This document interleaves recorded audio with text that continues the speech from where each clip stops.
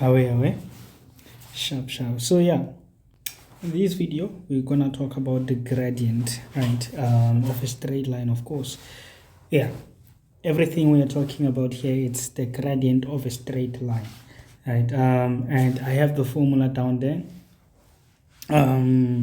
Yeah, okay, let me start. So the gradient, we use the symbol m, right? In analytical geometry, you see the letter m, that's for gradient, right? And the formula, it could be any of these two. So what's the difference between the two? It's just the order, right? Say for an example, you have point A, right? Point A, which is x1, and then you have y1, right? And then you have point B, which is x2, y2, right?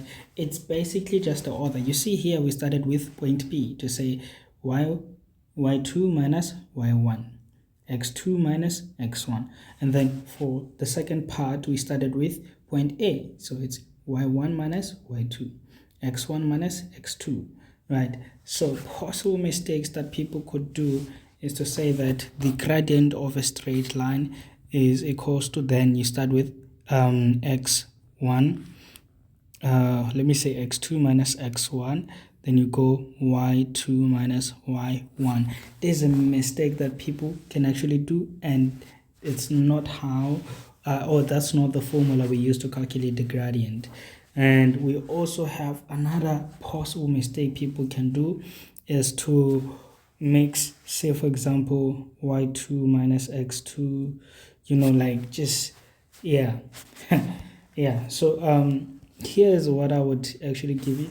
It's also how you can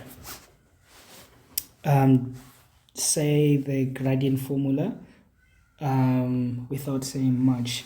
You will say the formula is changing y over changing x, right? Yeah, changing y over changing x. So basically, I don't know what much I can say, right? So what we will do is do a couple of examples, see how to apply this, and then yeah, we'll be good to go. All right, cool. So you have these 2 points, and we have to find the gradient for a straight line joining these 2 points, right? And just remember, if I just draw quick, of course I will say not drawn up to scale. Here x is 3 minus 3, so we are somewhere here, and y value is 9, so I'll suspect some value maybe somewhere here, and then here it's 2 and 5, so we are here, we have 2 here and we have 5 here. So the straight line that the gentlemen are talking about here, it's gonna be something of this kind, right? It's gonna be straight line, then you have F, you have E, and then you have F this side, right? This is the gradient that we're actually calculating. What is the gradient between that line? And of course it's a straight line, right? It's a straight line. You could have a line, you can have a function that joins F and E, but it's not a straight line.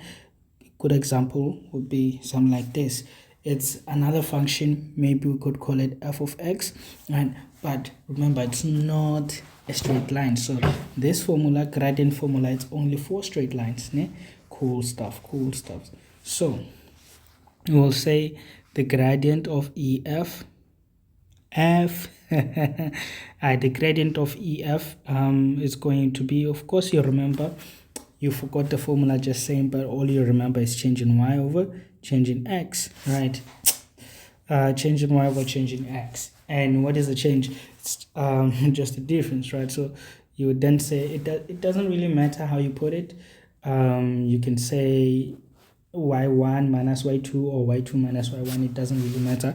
The answer is going to be the same. I'll prove that the answer is going to be the same. It doesn't matter where you start with just this example, right? So here say ye minus yf over xe minus xf, right?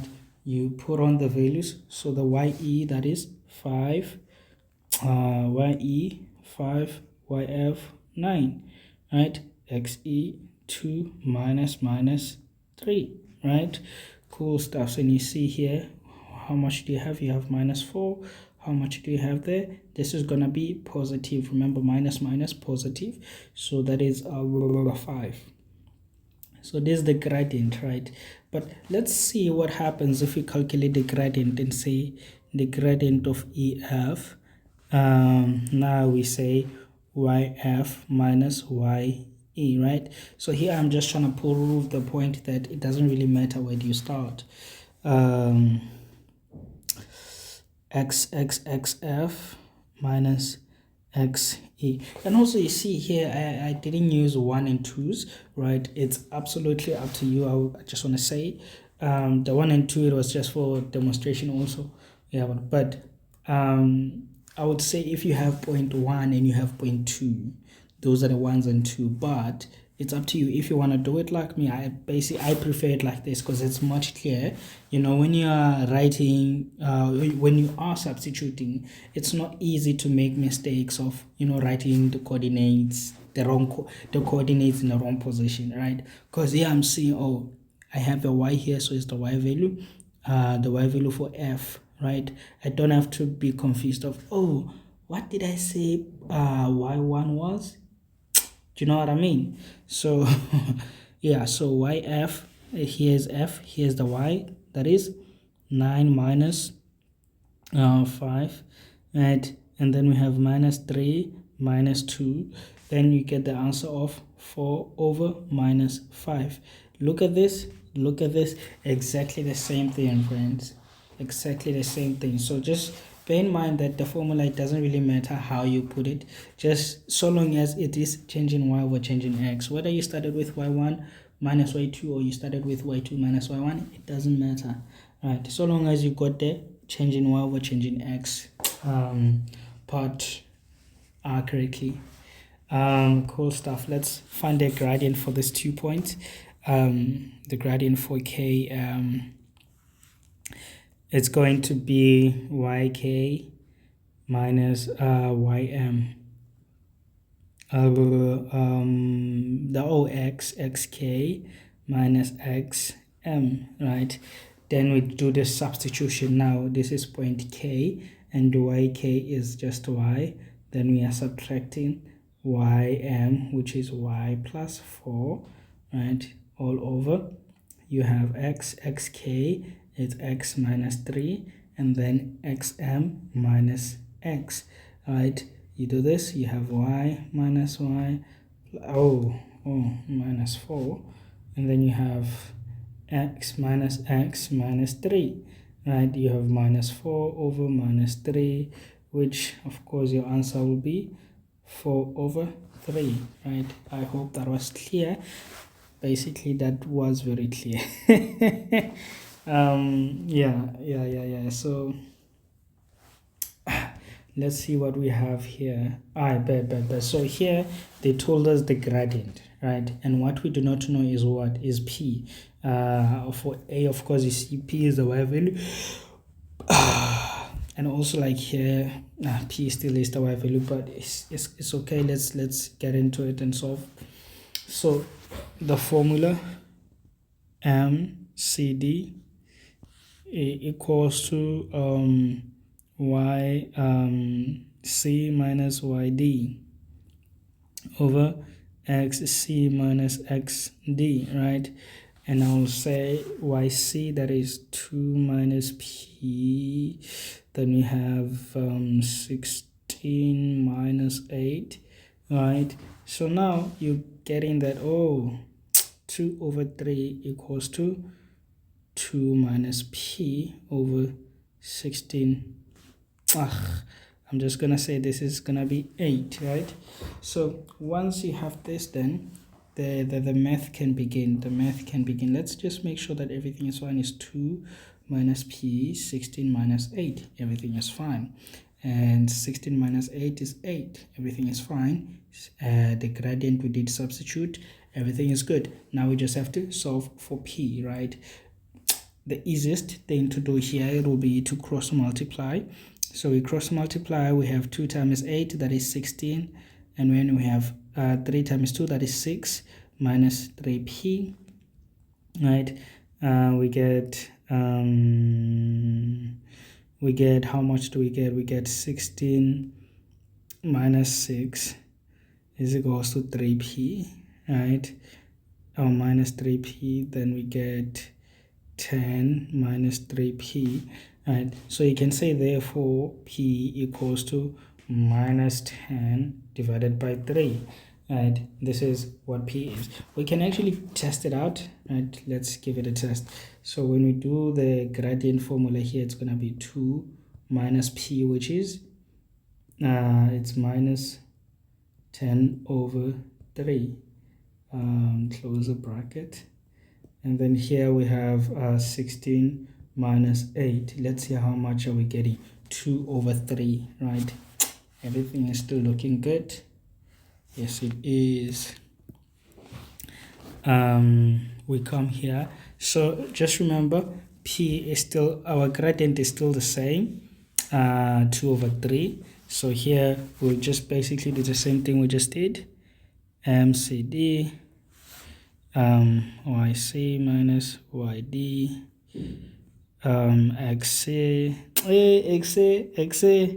XA minus XD. Substitution, you have 2p minus 14, you have 3 minus 9, right? So now substitution, 2 over 3 equals to, you have 2p minus 14, you have, this is gonna be minus 6. And now here again, just like we did, cross multiplication, minus 6 multiplied by 2, that is minus 12, right? 3 multiplied by 2, that is 6, so you have 6p. 3 multiplied by 14, that is how much? You still have a minus here, so 3 multiplied by 14, that is going to be 3 times 14, that is going to be 42, right? So let's just take a pause to see if we're still following this thing, we're not making any mistakes whatsoever, right? Cool. So here's the formula: YC minus YD, XC minus XD. So YC is 2p, right? 2p minus YD, which is 14, né? And then we go again, 3 minus 9, and 3 minus 9, that is minus 6. So everything is still fine. We substituted the gradient, and now we cross multiply. 2 times 6, right? That is, of course, 2 times 3, that is 6, right? And then, of course, we have 3 times 14, which is 42. So it's going to be positive 6p minus 42. Everything is still fine, right? So from here on, we transpose, and yeah. So we're going to transpose. So let's do just that. We transpose that, we have 42 minus 12, 6p, right? And 6p, we have 42 minus 12, we have 30, which we divided by 6, and we're going to get 5. So therefore p equals to 5, and let's give it a test. Let us give it a test. So you see here we have 2 times p, which p is 5, and therefore then that will be minus 14 minus 14, 3 minus 9. It should give us 2 over 3. Right, so this is just basically gradient formula and us applying it, and yeah, well, nothing extra here. So yeah. What I can then say, the next thing we're going to do, let's move on. So we're going to play with gradient formula. Né? There are certain things y'all got to know about gradient formula, right? We can use it to determine whether two lines are parallel or perpendicular, right? Just in short, if lines are parallel,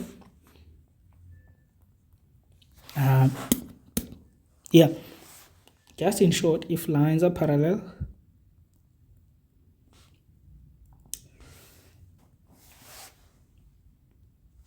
Yeah, so if lines are parallel, their gradient, this is what happens. Yeah. M's are equal. Yeah, M's are equal.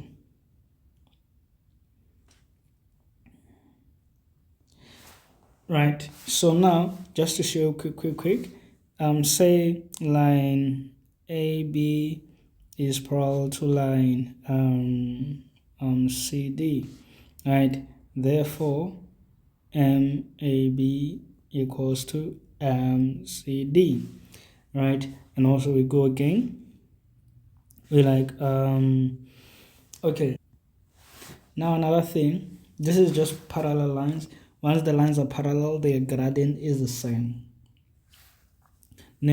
Another thing, now we talk about perpendicular lines.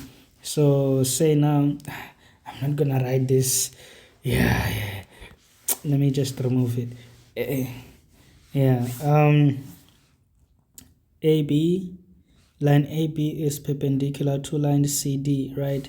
What you find therefore, MAB multiplied by MCD equals to -1, right? So equals to -1, and this thing you get it only with lines being what, perpendicular. So yes, that's something that yeah. So I don't know, man. I saw parallel and perpendicular lines and I just jumped in. So this, perhaps let's talk about this later. Let me see. Determines if I bet. So okay, we'll go back to that side a bit later. So yeah, so we're gonna answer these questions now. Determines, I'd love to use the color green. So determines whether the following lines are actually parallel or perpendicular, and we spoke about that just right now to say when they are parallel, the gradients are the same, and when they are perpendicular, the gradients, they give us what? -1. So first thing first, we have to calculate the gradient. We calculate what first?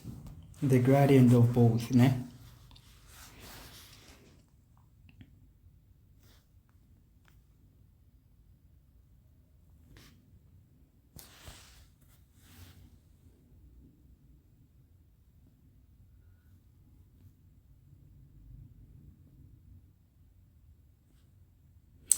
Substitution, we have -4, -2, 3, -5. We have -6, -2, we have 3, -6, yes. Look, it seems like I don't trust myself, so let me go to the calculator. That is -6, I know, and we have 3, -5. Right. Let's go again. CD.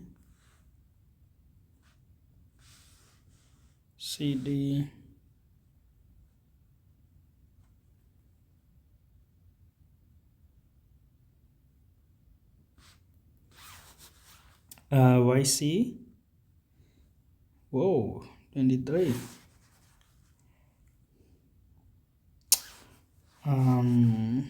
Probably I wanted to say 3 there, did I? -1, -7, -24, -8, 3, right? 24 divided by 8, right? So alright, let's come. So we don't have to even go further here. Our gradients, they are equal. Our gradients are the same, and gradients are only equal when lines are parallel, right? When lines are parallel, gradients are equal. When lines are perpendicular, gradient, the product of the gradients gives us -1, right? Let's see what we have on this one. So on this one, I just wanna show you guys something. So look at point AB. it's exactly the same. So from above we know already that MAB, the gradient of AB equals to 3, right? So now we just find the gradient of CD. Yeah, gradient of CD. I will start, this is 0.1 and this is 0.2, right? So I'm gonna have 3 minus 2, I'm gonna have minus 1 minus 2, right? So it's 3 minus 2, 3 minus 2, 3 minus 2, and then minus 1 minus 2. Exactly. So 3 minus 2, we have 1. Here we have blah, blah, blah. We have so minus 1 minus cool. So this thing here is going to be minus 1, right? We have, what do we have? What do we have? We have damn, that this is 1, bro. This is 1. My mind just stopped for some reason. Yeah, this is 1, and we are getting 1, right? So we can see here the gradient are neither the same, and their product, they don't give us minus 1. So the lines are neither, right? Neither parallel or perpendicular, right? So we can actually even add, say for example, on this problem, let me say that, say I have what did I have? Alright, say I have minus 4 and 3. Say I have 2 and 5. Ne? So I'm gonna leave CD as it is and focus on AB, right? If this is the case for AB, I know I have what is this gonna be? This is going to be C, YA, that is 3 minus 5. Wait, 3 minus 5, and then we have minus 4 minus 2. This gives us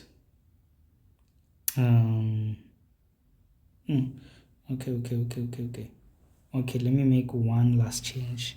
I want this to be 5 and I want this to be 3, so that I have 5 minus 3. Yeah, and then here I'm gonna get 2 over minus 6, which is minus 1 over 3, right? So now this is what I'm getting, and now I want to find the product. It's gonna be 3 multiplied by negative 1 over 3. The answer is minus 1, implying this point, these coordinates, line AB and line CD, they are perpendicular because they are the product of their gradients. They gives us minus 1, right? This is just how the whole thing goes by. Yeah, so now let's go back, right? There was something that I need to do first. So oftentimes you will get questions like this, like is this point, are these point on a straight line, right? Yeah, are they on the straight line? And there are a couple of things you can actually do, right, to determine whether these are on a straight line. First of all, you can use the gradient, or you can use the distance. Yeah, you can use the gradient or you can use the distance formula. If we use the gradient, basically you find the gradient of gradient of A, B, and then you find the gradient of BC, right, and the gradient of AC. These gradients, they all have to be the same. They all have to be the same. If they are not the same, then you know either one, at least 1 point is not on the straight line, right? The same thing goes for number 2. You're gonna do exactly the same thing. Find the gradient for DE, find the gradient for DF, find the gradient for EF. After that, check if the gradients are the same, right? And then now, if you are using the distance method, ne, you want to you will calculate the distance for what, for df, ne? So you have a distance for df, right? Find the distance also for de, distance for de, find the distance for ef, right? So now the distance from DE to EF, it has to give you the distance from D to F, right? Ouch. So this is how you'd approach this problem, right? So yeah guys, I will see you on the next video. Bet.